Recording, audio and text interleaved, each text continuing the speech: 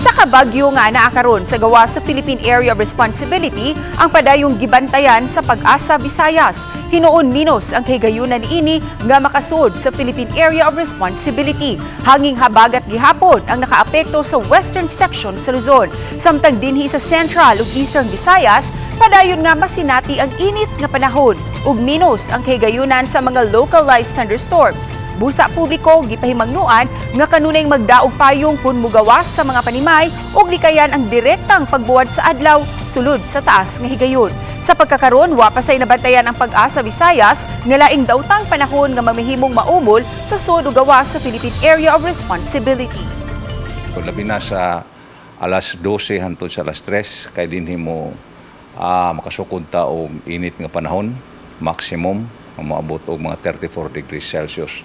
Ang atong kadagatan moderate kay ang atong hangin nga gi-expect is 30 kilometers per hour. So ang equivalent na nga balod sa kadagatan posible moabot og 2 meters.